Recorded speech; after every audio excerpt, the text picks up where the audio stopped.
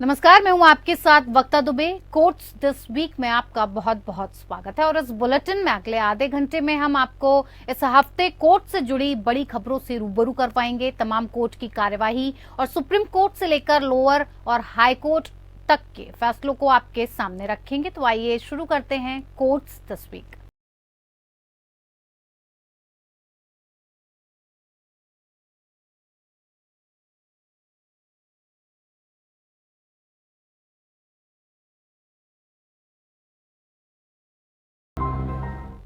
कर्नाटक हिजाब विवाद पर जल्द ही सुनवाई के लिए सुप्रीम कोर्ट ने एक नई बेंच गठित करने का फैसला किया है। सुप्रीम कोर्ट में 2 जजों के एकमत नहीं होने के चलते अब 3 जजों की बेंच में सुनवाई होनी है।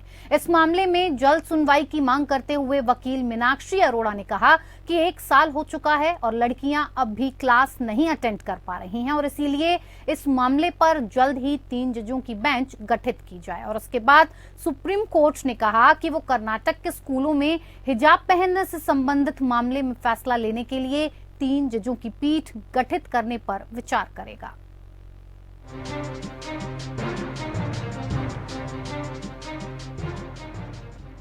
कर्नाटक हिजाब मामले पर सुनवाई के लिए सुप्रीम कोर्ट जल्द ही 3 जजों की बेंच का गठन करेगा। वरिष्ठ वकील मीनाक्षी अरोड़ा ने चीफ जस्टिस के सामने मामला रखते हुए जल्द सुनवाई का अनुरोध किया।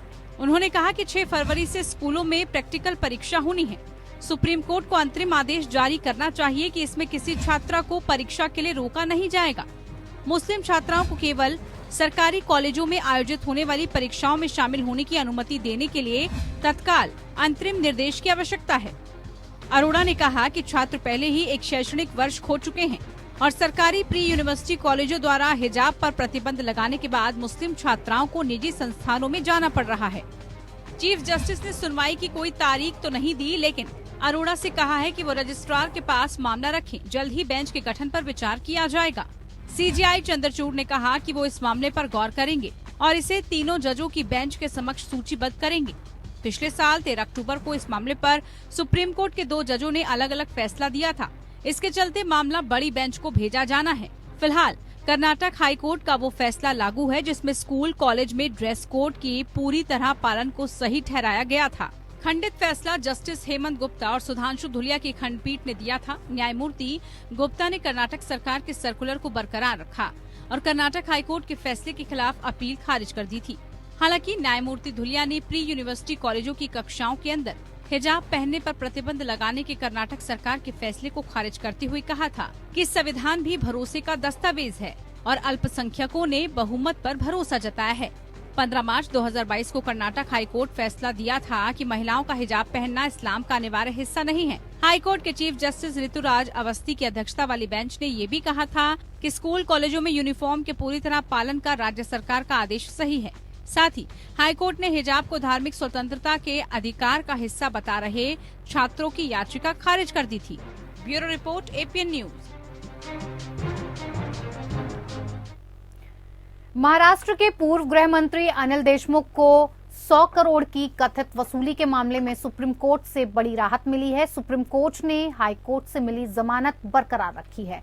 कोर्ट ने बॉम्बे हाई कोर्ट के फैसले में दखल देने से इनकार कर दिया है। सुप्रीम कोर्ट ने जमानत के खिलाफ सीबीआई की अपील खारिज कर दी।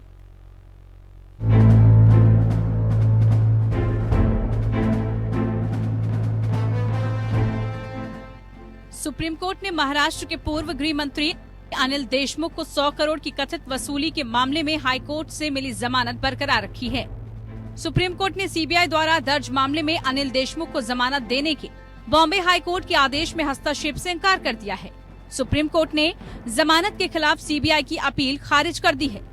अनिल देशमुख जेल से पहले ही बाहर आ चुके हैं। Chief justice DY Chandrachud, justice V Ramasubramanian और जस्टिस JB पारदीवाला की बेंच ने अनिल देशमुख की जमानत रद्द करने की याचिका को खारिज करने का आदेश दिया है। सीजेआई की अध्यक्षता वाली बेंच ने बॉम्बे हाई कोर्ट के फैसले में दखल देने से इनकार करते हुए कहा कि हमने PMLA के एक मामले में जमानत पहले दे चुके हैं। सीबीआई की तरफ से पेश सॉलिसिटर जनरल तुषार मेहता ने मुंबई हाई कोर्ट से मिली जमानत का विरोध करते हुए कहा कि ये गंभीर अपराध है, ऐसे में उनकी जमानत को रद्द किया जाना चाहिए। बॉम्बे हाई कोर्ट ने अनिल देशमुख को बार मालिकों से कथित अवैध रिश्वत और महाराष्ट्र में पुलिस ट्रांसफर और पोस्टिंग में भ्रष्टाचार के मामले में जमानत दी थी। इससे पहले सीबीआई ने पिछले साल दिसंबर में सुप्रीम कोर्ट में अनिल देशमुख को बॉम्बे हाई कोर्ट से मिली जमानत को चुनौती दी थी। मामले में 12 दिसंबर को बॉम्बे हाई कोर्ट ने अनिल देशमुख को 1 लाख के निजी मुचलके पर जमानत दे दी थी। हाई कोर्ट ने सीबीआई को जमानत के आदेश के खिलाफ अपील करने के लिए 10 दिन का समय भी दिया था। दरअसल नवंबर 2022 में मुंबई की विशेष कोर्ट ने अनिल देशमुख की जमानत याचिका को खारिज कर दिया था। फिर देशमुख ने निचली अदालत के फैसले को बॉम्बे हाई कोर्ट में चुनौती दी थी। यहाँ से उन्हें जमानत मिल गई। अब सीबीआई ने उनकी जमानत के खिलाफ सुप्रीम कोर्ट पहुंची थी। 20 जनवरी को इस मामले की सुनवाई नहीं हो सकी थी क्योंकि सॉलिसिटर जनरल तुषार मेहता, जो केंद्रीय जांच एजेंसी का प्रतिनिधित्व कर रहे थे, किसी अन्य मामले में एक अन्य बेंच के समक्ष बहस कर रहे थे। तब देशमुख से जुड़े मामले की सुनवाई सोमवार तक के लिए स्थगित कर दी गई थी। भ्रष्टाचार के मामले में देशमुख को जमानत देने के बॉम्बे हाई कोर्ट के आदेश को चुनौती देते हुए जांच एजेंसी सीबीआई ने पिछले साल दिसंबर में सुप्रीम कोर्ट का दरवाजा खटखटाया था। Bureau report, APN news.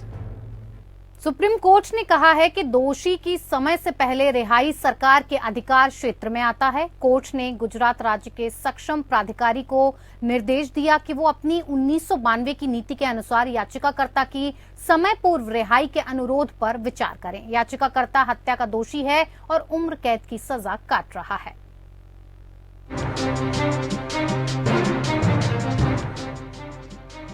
Supreme court ने अपराधी की समय से पहले रिहाई पर एक अहम फैसला दिया है।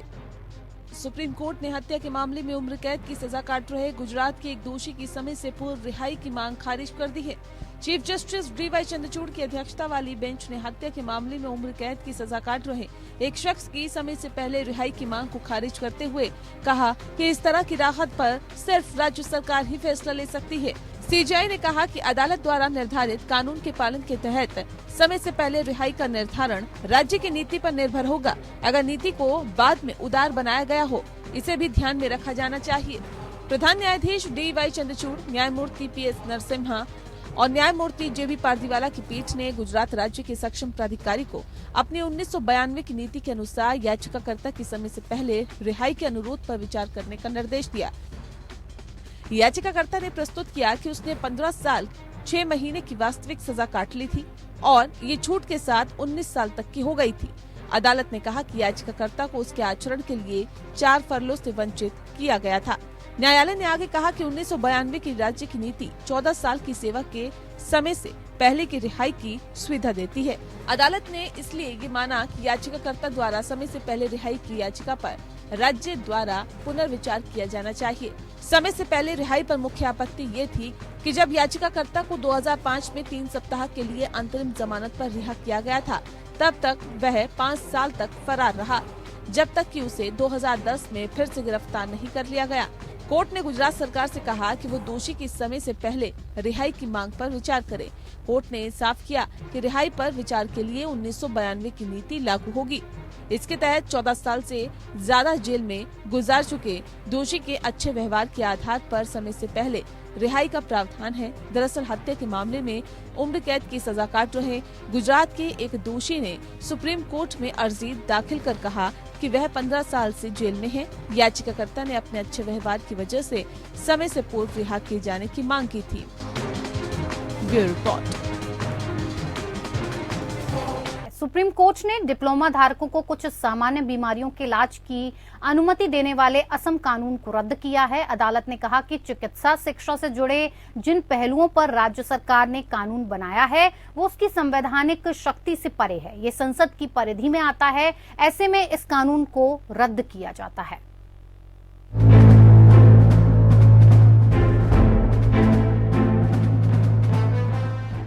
सुप्रीम कोर्ट ने असम के एक कानून को रद्द कर दिया है।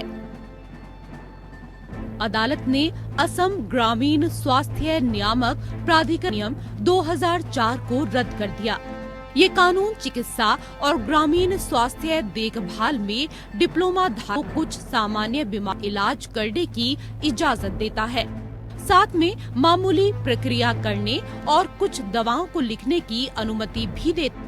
Justice B R. और जस्टिस बी.वी. नागरत्ना ने अधिनियम को रद्द करने के गुवाहाटी हाई कोर्ट के एक फैसले को बरकरार रखते हुए असम अधिनियम किस्सा शिक्षा के ऐसे पहलुओं को विनियमित करना चाहता है जो संसद के अनन्य डोमेन के भीतर है। इसलिए इस आधार पर कानून को रद्द किया जा सकता है कि राज्य विधानमंडल में क्षमता की कमी है।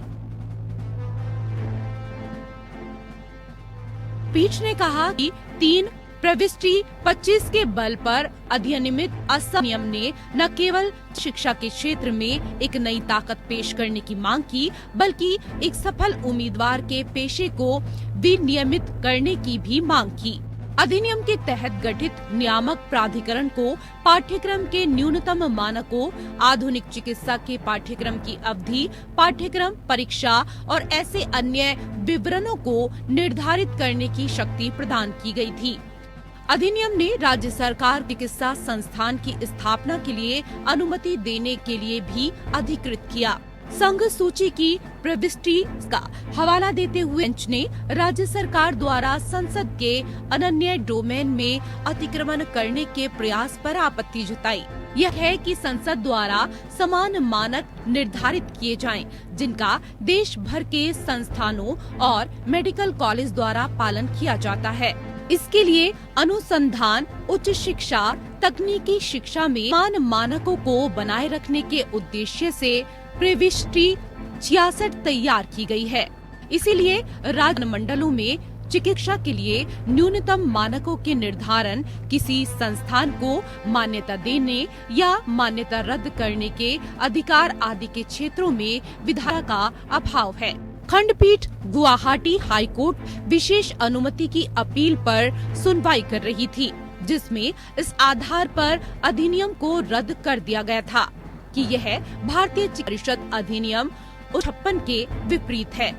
हाईकोर्ट ने कहा था कि धारा 10A के आवेदन के अनुसार भारतीय चिकित्सा परिषद अधिनियम राज्य सरकार को उक्त डिप्लोमा क्रम शुरू करने से पहले केंद्र सरकार की अनुमति लेनी चाहिए।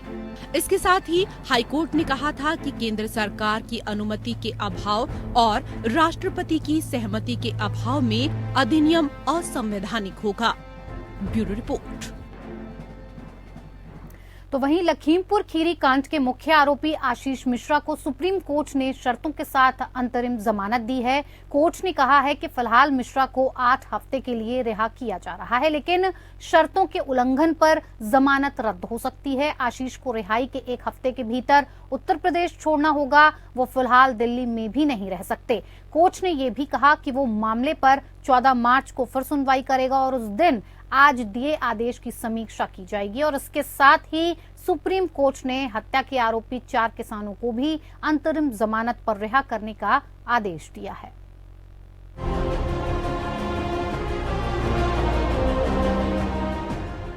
सुप्रीम कोर्ट ने 2021 के लखीमपुर खीरी में किसानों की मौत के मामले में आरोपी केंद्रीय मंत्री अजय कुमार मिश्रा के बेटे आशीष मिश्रा की जमानत याचिका पर अपना फैसला सुनाया है।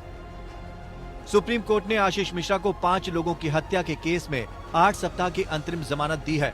अदालत ने मिश्रा को अंतरिम जमानत के 1 सप्ताह के भीतर उत्तर प्रदेश छोड़ने का निर्देश दिया और अंतरिम जमानत की अवधि के दौरान उसे न तो यूपी में और न ही दिल्ली के एनसीटी में रहने का निर्देश दिया। मिश्रा को अपना पासपोर्ट सरेंडर करना होगा और ट्रायल कोर्ट की कार्रवाई में भाग लेने के लिए केवल यूपी में प्रवेश कर सकता है। वो मिश्रा के परिवार के सदस्य द्वारा गवाह को प्रभावित करने के किसी भी प्रयास से जमानत रद्द हो जाएगी। जस्टिस सूर्यकांत और जेके महेश्वरी की पीठ ने मिश्रा द्वारा दायर नियमित जमानत अर्जी को लंबित रखने का फैसला किया और अंतरिम जमानत दे दी। स्वतंत्र और निष्पक्ष सुनवाई के बारे में उठाई गई चिंताओं पर ध्यान देते हुए पीठ ने कहा कि व्यक्तिगत स्वतंत्रता के अधिकार को संतुलित करने और निष्पक्ष सुनवाई सुनिश्चित करने के लिए एक संतुलित दृष्टिकोण आवश्यक है। पीठ ने 19 जनवरी को मामले में मिश्रा के लिए senior advocate Mukul Rohatgi, UP के अतिरिक्त महाधिवक्ता गरिमा प्रसाद और अपराध के पीड़ितों के परिजनों के लिए सीनियर एडवोकेट दुष्यंत दवे की सुनवाई के बाद आदेश सुरक्षित रख लिया था। रोहतगी ने दलील देते हुए तर्क दिया कि मोबाइल टावर लोकेशन रिकॉर्ड हैं जो दिखाते हैं कि अपराध के दौरान मिश्रा कहीं और था। ये भी दलील दी थी कि ये मौतें तब हुई जब किसानों के हमले के बाद चालक ने वाहन से नियंत्रण खो दिया। यूपी राज्य ने अपराध को गंभीर और जघन्य कहकर जमानत अर्जी का विरोध किया था। मामले में पीड़ितों की ओर से पेश हुए सीनियर एडवोकेट दुष्यंत दवे ने कहा कि 1986 की एक खंडपीठ के फैसले का हवाला देते हुए कहा कि हत्या के मामलों में सुप्रीम कोर्ट द्वारा जमानत नहीं दी जा सकती है, जबकि निचली अदालत और उच्च न्यायालय ने समवर्ती रूप से जमानत से इनकार कर दिया हो। इलाहाबाद हाई कोर्ट ने 10 फरवरी को मिश्रा को जमानत दे दी थी, लेकिन अप्रैल 2022 में तत्कालीन CJI N V Ramana, justice Surya Kant और जस्टिस हेमा कोहली की सुप्रीम कोर्ट की पीठ ने इसे खारिज कर दिया था। इसके बाद जमानत अर्जी हाई कोर्ट में भेज दी गई। सुप्रीम कोर्ट का यह आदेश अपराध में मारे गए किसानों के परिजनों की अपील पर आया था। 26 जुलाई को हाई कोर्ट ने सुप्रीम कोर्ट द्वारा रिमांड पर लिए जाने के बाद मामले की दोबारा सुनवाई के बाद जमानत अर्जी खारिज कर दी थी। Bureau report. गणतंत्र दिवस से इलेक्ट्रॉनिक सुप्रीम कोर्ट रिपोर्ट्स या ESCR परियोजना अब विभिन्न भारतीय अनुसूचित भाषाओं में शीर्ष अदालत के फैसले प्रदान करना शुरू कर देगी। पहली खेप में 1000 फैसलों को 10 भाषाओं में अनुवाद करके जारी किया गया है। CJI ने कहा था कि अभी सभी फैसले अंग्रेजी में होते हैं और इसीलिए 99.9% नागरिक समझ नहीं पाते। शीर्ष अदालत के फैसले कोर्ट की वेबसाइट, उसके मोबाइल ऐप और नेशनल जुडिशियल डेटा ग्रिड या NJDG पोर्टल पर उपलब्ध होंगे।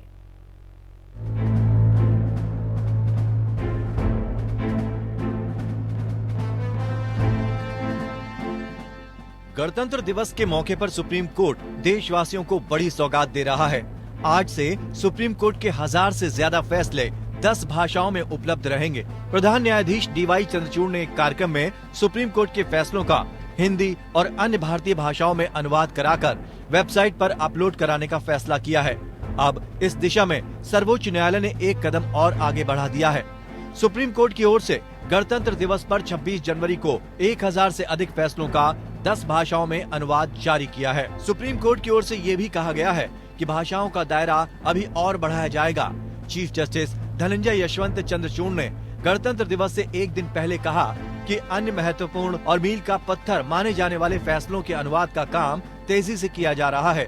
उन्होंने कहा कि हिंदी के अलावा इन फैसलों का अनुवाद पूर्वी और पूर्वोत्तर की भाषाओं जैसे उड़िया, असमी, खासी, गारो, पंजाबी, नेपाली और बांग्ला में भी किया जा रहा है। संविधान की 8वीं अनुसूची में 22 भाषाएं हैं।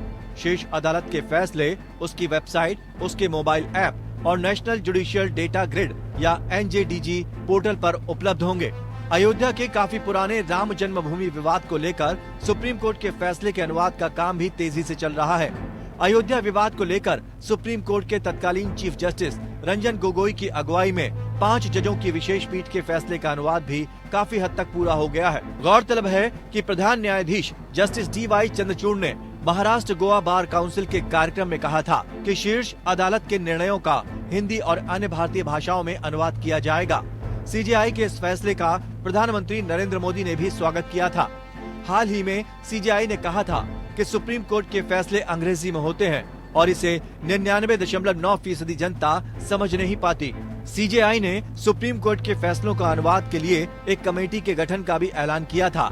जस्टिस अभय ओका को इस कमेटी की कमान सौंपी गई। CJI चंद्रचूड़ ने कहा था कि ये कमेटी सुप्रीम कोर्ट के फैसलों का हिंदी के साथ ही गुजराती, उड़िया और तमिल भाषा में अनुवाद सुनिश्चित करेगी। कोर्ट के फैसलों के अनुवाद का काम युद्ध स्तर पर चल रहा है। Bureau report.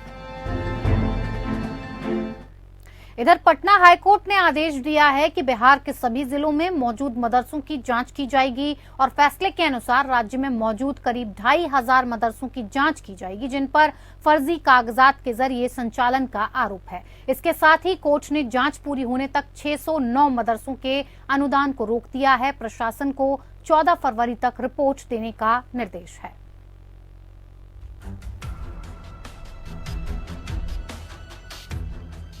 पटना हाईकोर्ट ने बिहार के 2459 मदरसों में फर्जीवाड़े के जांच के आदेश दिए हैं। पटना हाईकोर्ट ने शिक्षा विभाग के अपर मुख्य सचिव को कहा है कि 29 नवंबर 1980 के बाद उन सारे मदरसों की जांच राज्य सरकार करे जिन्हें अनुदान मिल रहा है। हाईकोर्ट ने 609 मदरसों की अनुदान राशि रोकने के भी आदेश दिए हैं। साथ ही 14 फरवरी तक रिपोर्ट देने को भी कहा है। अब 14 फरवरी को ही इस मामले में अगली सुनवाई होगी। इसे लेकर याचिका दायर की गई थी।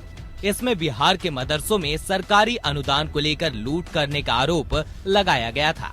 हाईकोर्ट की तरफ से शिक्षा विभाग के अपर मुख्य सचिव को ये भी कहा गया है कि प्रदेश के सभी जिलाधिकारियों के साथ बैठक कर मदरसों की जांच की प्रक्रिया को तुरंत शुरू कर दें। शिक्षा विभाग के अपर मुख्य सचिव दीपक कुमार सिंह ने हाई कोर्ट में जवाबी हलफनामा दाखिल कर बताया कि दूसरे जिलों में सरकारी अनुदान प्राप्त करने वाले कुल 609 मदरसों की जांच के लिए 3 सदस्यीय कमेटी का गठन किया गया है। तय समय पर जांच रिपोर्ट विभाग को नहीं भेजी गई।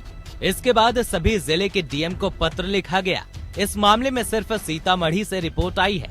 हाईकोर्ट ने दूसरे जिलों से रिपोर्ट नहीं आने पर नाराजगी जताते हुए बिहार के कुल 2459 मदरसों में जांच के आदेश दिए हैं।